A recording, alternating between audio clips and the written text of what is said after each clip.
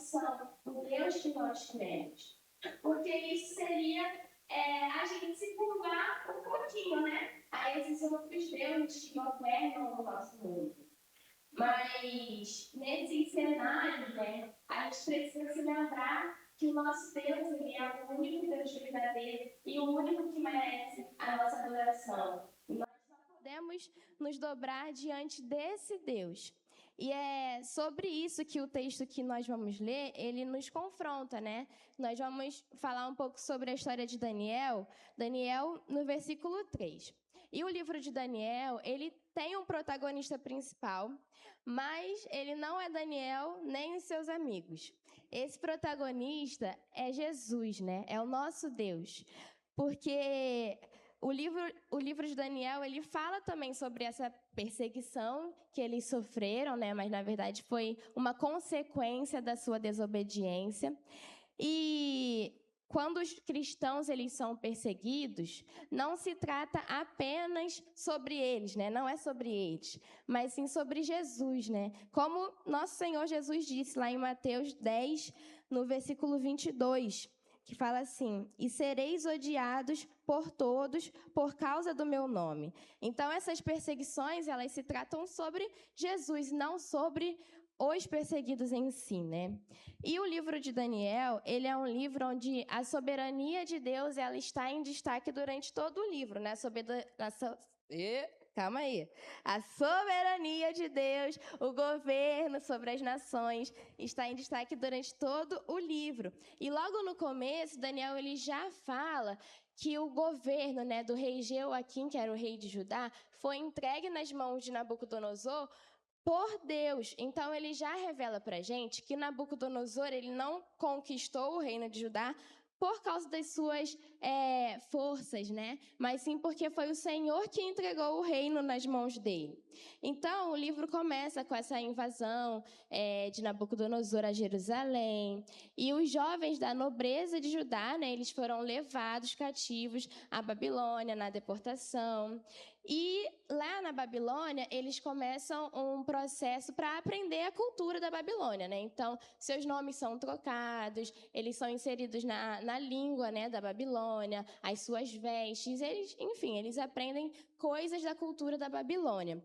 Mas eles decidiram, né, não fazer parte disso. Eles decidiram negar aquilo que o rei estava oferecendo para eles. Porque isso era um processo da Babilônia de tentar tirar Daniel e os seus amigos daquilo que era mais valioso para eles, que era a sua fé no único e no verdadeiro Deus. Então, eles decidiram negar aquilo que estava sendo oferecido para eles em nome dessa obediência e dessa fidelidade.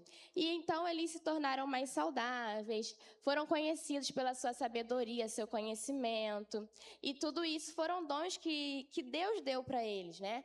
E no capítulo 2, o rei Nabucodonosor ele teve um sonho perturbador, né, que tirou seu sono. E então ele convocou os sábios para poder interpretar, e nenhum deles foram capazes de interpretar o sonho do Nabucodonosor. Então ele decretou que os sábios da Babilônia fossem mortos. Só que Daniel, com muita sabedoria e prudência, né, chega pedindo mais tempo para que ele pudesse interpretar. E a partir disso, ele junta os seus amigos, juntos eles oram ao Senhor, e o Senhor revela esse sonho para eles. E Daniel chega em Nabucodonosor e revela o que aquele sonho significava. Então, o capítulo termina com Nabucodonosor admitindo que o Deus de Daniel era o Deus dos deuses. Porém, essa declaração, ela não transformou o seu coração de verdade.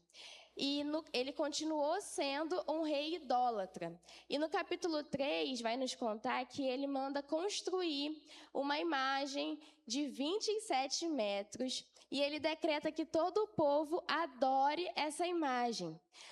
Mas os amigos de Daniel, Sadraque, Mesaque e Abidnego, se negaram a adorar essa imagem. E a gente pode pensar que Nabucodonosor, então, não era tão poderoso assim, né? Porque se eles negaram obedecer uma ordem do rei, só que Nabucodonosor, ele foi o maior rei do Império Babilônico. Ele governou durante 43 anos. Ele é considerado um dos governantes mais poderosos daquele tempo, conhecido pelas suas estratégias militares, por ter uma boa administração, por construir diversas cidades. Então, ele é designado em algumas escrituras antigas como Rei dos Reis. Ele foi o responsável pela destruição do primeiro templo de Jerusalém. Foi sob o seu governo que os judeus foram levados cativos. Então, a gente pode falar com certeza que ele era o homem mais importante daquele tempo. Então, desafiá-lo era algo muito perigoso que aqueles jovens estavam fazendo. E eles permaneceram firmes na sua decisão, porque eles sabiam que a adoração não é algo que se deve negociar. Então, o exílio babilônico, como eu falei antes, foi consequência dessa desobediência e da idolatria do povo. E os amigos de Daniel, eles não quiseram irar o Senhor novamente. Então, eles permaneceram fiéis à sua decisão. E o rei, ele decide dar uma outra oportunidade para aqueles jovens, né, para tentar convencê-los de se dobrar diante a sua imagem. E ainda assim, eles deram uma resposta para o rei, que é onde eu quero meditar com a igreja. Se vocês puderem abrir as suas Bíblias, em Daniel, no capítulo 3, no versículo 16 até o 18. Diz assim: Sadraque, Mesaque e Abidnego responderam ao rei: Ó Nabucodonosor, não precisamos defender-nos diante de ti. Se formos lançados na fornalha em chamas, o Deus a quem servimos pode livrar-nos, e ele nos livrará das tuas mãos, ó rei. Mas, se ele não nos livrar, sabe, ó rei, que não serviremos aos teus deuses, nem adoraremos a imagem de ouro que mandaste erguer. Então, eu quero dividir essa mensagem em 3 tópicos, e o primeiro tópico diz assim: é a resposta de uma fé que não negocia. Como nós lemos no versículo 16, vai falar que os amigos de Daniel, eles não precisavam se explicar para o rei, né? Porque eles reconheciam totalmente a autoridade do governo de Nabucodonosor. Eles não só reconheciam, mas eles serviam com excelência a esse governo. E Daniel, ele vai ainda mais além, porque ele assume, né? Ele fala no seu livro que Nabucodonosor só estava naquela posição porque o Senhor o colocou naquele lugar. Então, eles reconheciam o poder de Nabucodonosor, mas eles reconheciam ainda mais o poder daquele que é o dono de todo o poder, que é o nosso Senhor Jesus Cristo. Então, para eles, tinha algo que não podia ter negociação, que era justamente Nabucodonosor tentar se colocar na posição de Deus. Então, o que estava em causa nesse momento? A glória do nosso Deus e a fidelidade daqueles jovens. E para eles, essa decisão de não se prostrar estava muito clara e era inegociável. Então, eles estavam de forma consciente, desobedecendo a ordem de um rei que era muito poderoso.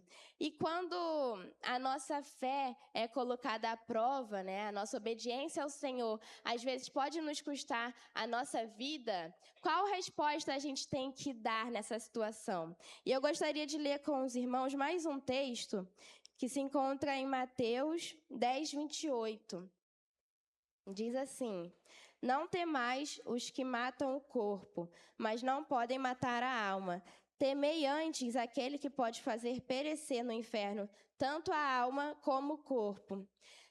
Nabucodonosor era o rei que realmente tinha o poder de matar o corpo daqueles jovens, né? Mas o nosso Deus, ele é quem tem o poder de matar tanto o corpo quanto a alma. Só ele tem essa autoridade. Então, a gente pode concluir nesse pensamento que a maior perda que eles poderiam ter era seguir o caminho de desobediência ao Senhor. Então, igreja, eu quero deixar para vocês, né, uma palavra de incentivo, né, para que a gente permaneça firme na nossa fé corajosa e nessa obediência ao nosso Deus, que em alguns casos, talvez não o nosso, né, mas dos nossos irmãos, como a gente já viu, pode nos custar a nossa própria vida, né? Mas na maioria das vezes, na nossa realidade, vai nos custar a nossa renúncia, negar a nós mesmos, talvez até ter mais domínio próprio, né? Vai nos custar isso também. E nem sempre a nossa ameaça vai ser a mesma ameaça deles, né? Dos amigos de Daniel, que no caso foi uma fornalha ardente. Mas às vezes a nossa ameaça, a nossa tentação pode ser o nosso dinheiro, talvez nosso emprego, ou qualquer outra coisa que assuma o lugar de Deus. Então, assim como o objetivo da fornalha era levar esses jovens a um outro caminho, né, que não era o caminho que Deus tinha para eles, hoje existem ainda esses caminhos que podem nos conduzir para outro lado, né, para longe do nosso Senhor. Então, quando o assunto é adoração, nós não podemos abrir espaço para negociação. Nós devemos permanecer firmes no nosso Senhor e fazer como eles fizeram. Eles não olharam para a fornalha, né? Eles mantiveram os seus olhos fixos no Senhor, no poder que Ele tem de livrar ou não. E eles permaneceram na sua resposta firme. Então, isso nos conduz ao segundo ponto, né? Que é a resposta de uma fé que confia no poder de Deus. No versículo 17, eles falam que Deus pode livrá-los da fornalha e com fé, né? Porque eles acreditam no poder de Deus de livrá-los.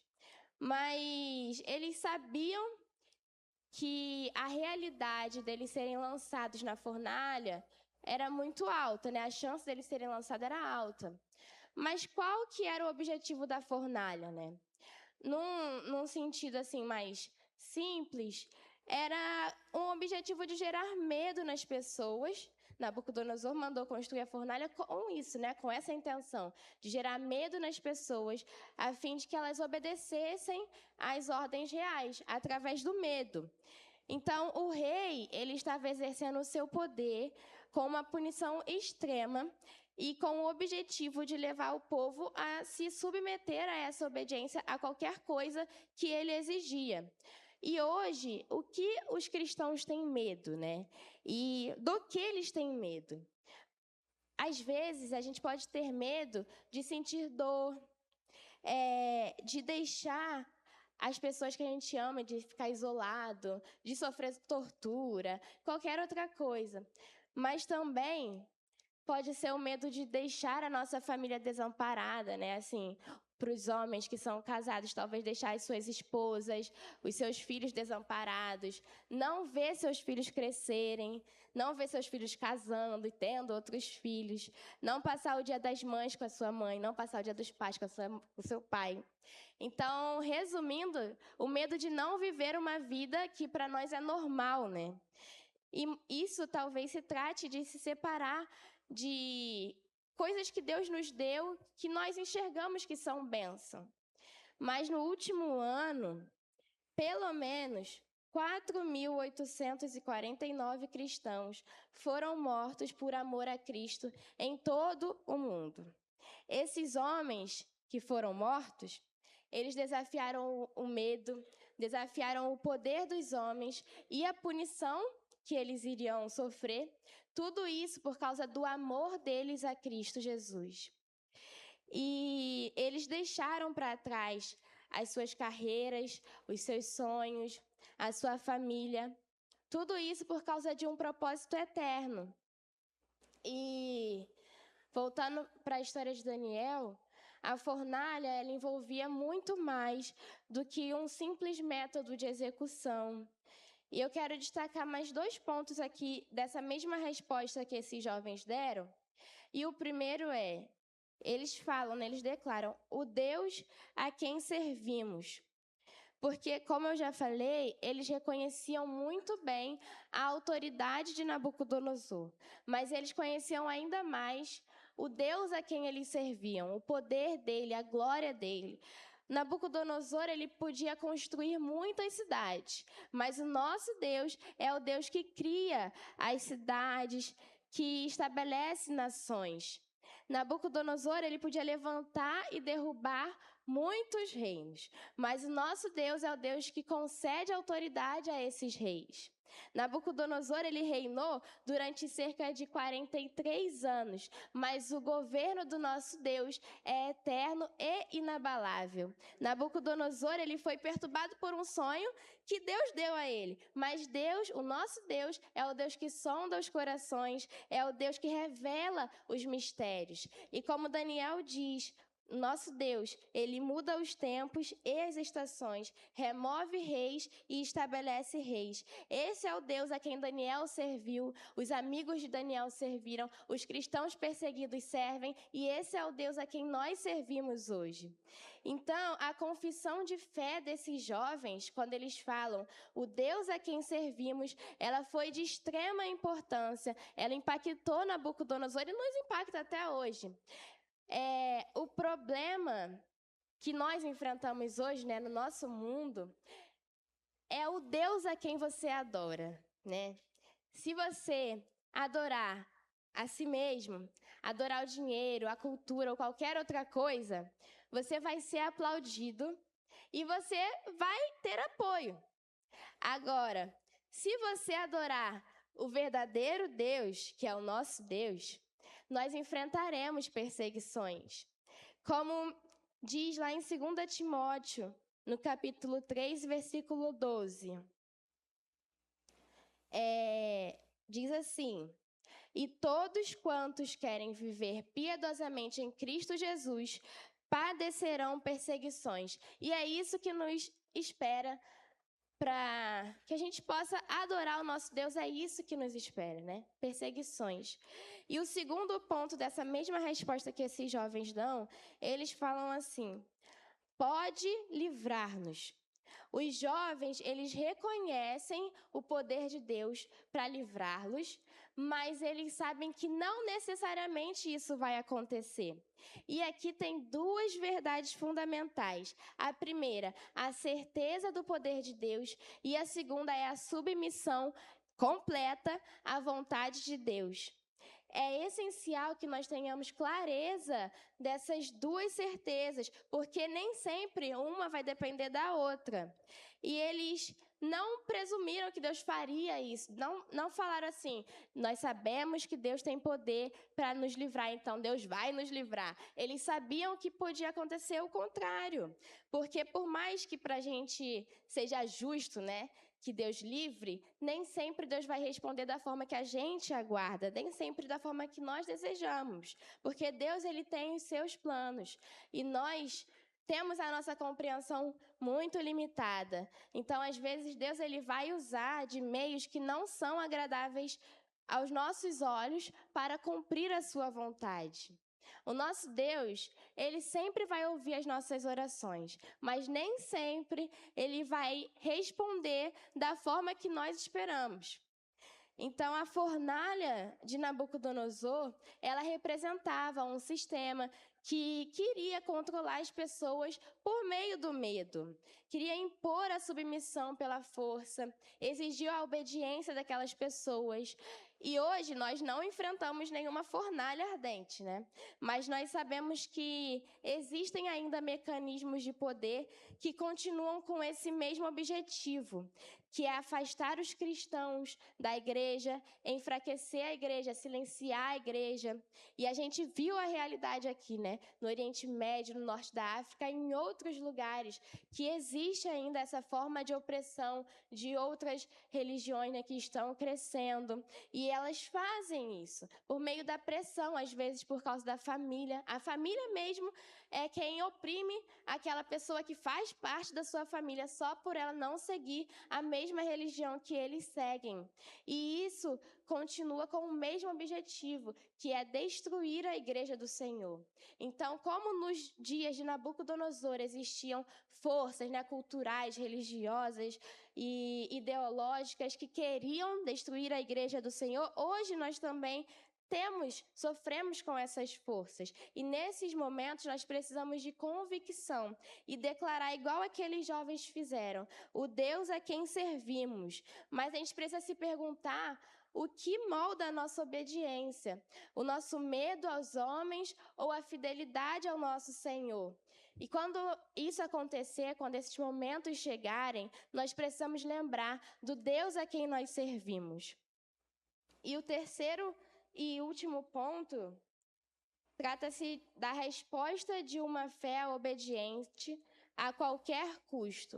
Como eu venho falando, né? No versículo 18, eles falam que mesmo se Deus não livrar eles não vão se prostrar diante de outro Deus.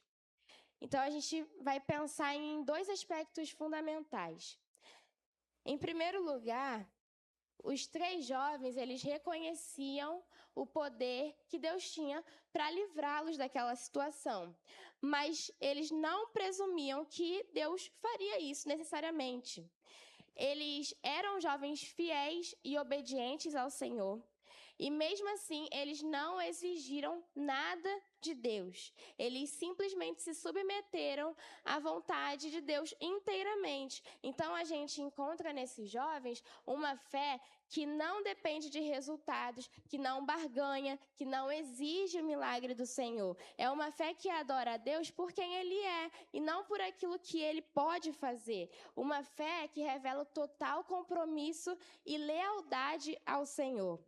Uma vez, um cristão perseguido no Iêmen afirmou: mesmo que sejamos presos, oramos para que a obra continue, porque ele reconhece a adversidade, mas ele permanece firme no Senhor. E ele continua dizendo: sei que a minha hora se aproxima, por isso estou a tentar memorizar o maior número possível de passagens da Bíblia, para que possa falar de Jesus onde quer que me levem. Assim como Deus esteve com Paulo e Silas na prisão, sei que estará comigo também. Então, uma fé corajosa, ela consiste não apenas em crer que Deus pode fazer algo, mas em confiar que, mesmo que Ele não faça aquilo que nós estamos pedindo, Ele continuará presente do nosso lado.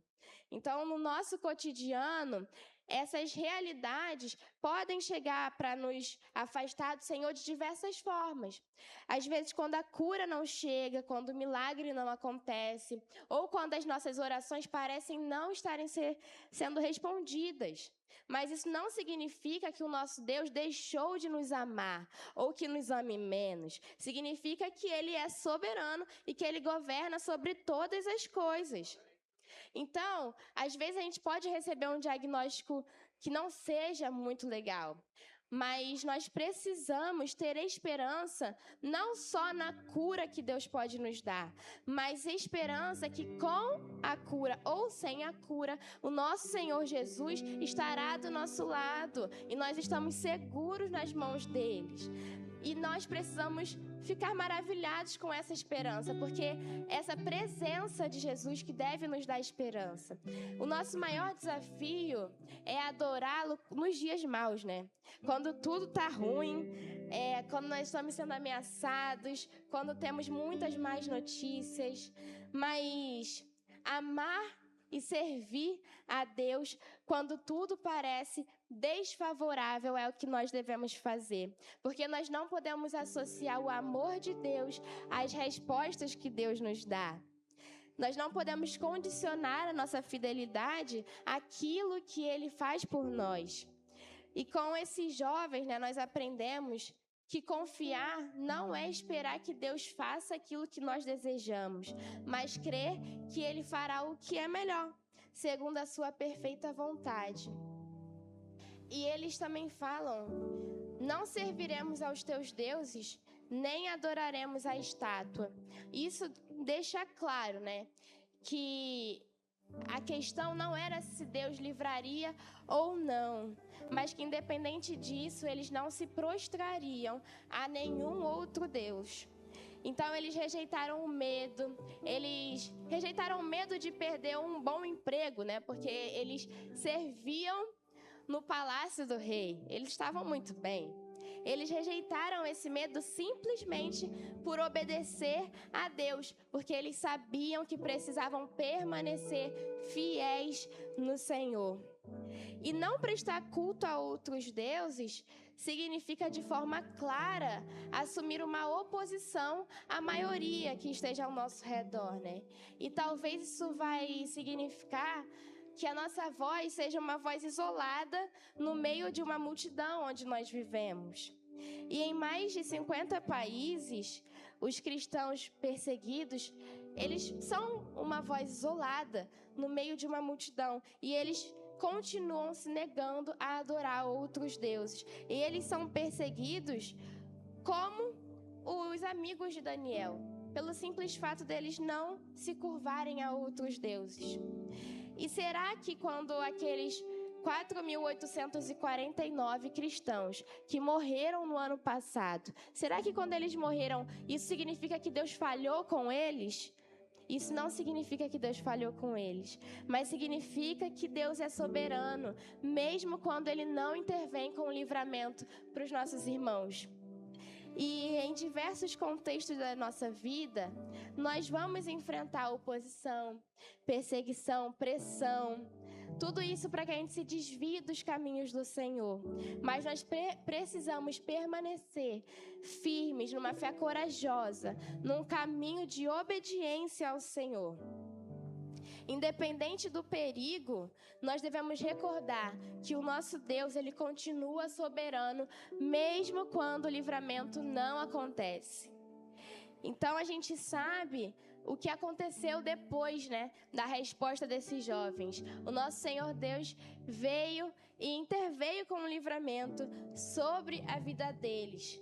Porque a nossa força, né, a força não está em nós, mas sim numa fé que depende de Jesus, como eles fizeram. Daniel e os seus amigos, eles não foram influenciados pela cultura, né? Pelo contrário, eles influenciaram a cultura e fizeram com que o Deus verdadeiro, ele fosse conhecido. A pressão exercida pelos governos e pela cultura, será que tem nos causado medo a ponto de cedermos nos nossos princípios cristãos? Porque o propósito das pressões continua sendo o mesmo: nos afastar do Senhor, silenciar a igreja de Cristo. E todos aqueles jovens que estavam com Nabucodonosor se prostraram, mas os 3, que eram amigos de Daniel, não se prostraram. E até que ponto nós estamos dispostos a não fazer parte da maioria e a permanecer fiéis ao Senhor?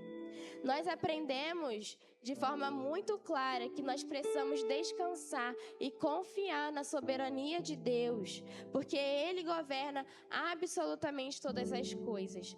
Os amigos de Daniel, eles tiveram uma fé que descansaram no Senhor, não apenas naquilo que Ele podia fazer, mas eles confiaram que ainda assim, mesmo se Deus não fizesse, eles iriam permanecer firmes.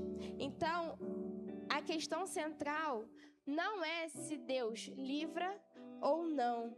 O mais importante é a gente confiar plenamente no nosso Deus, no seu poder e descansar na certeza que nós estamos seguros em Cristo Jesus. Na vida, na morte, na fornalha ou no livramento. Porque a nossa esperança não está nas circunstâncias, mas sim naquele que caminha conosco todos os dias e em todas essas circunstâncias, o nosso Senhor Jesus Cristo. Amém, igreja?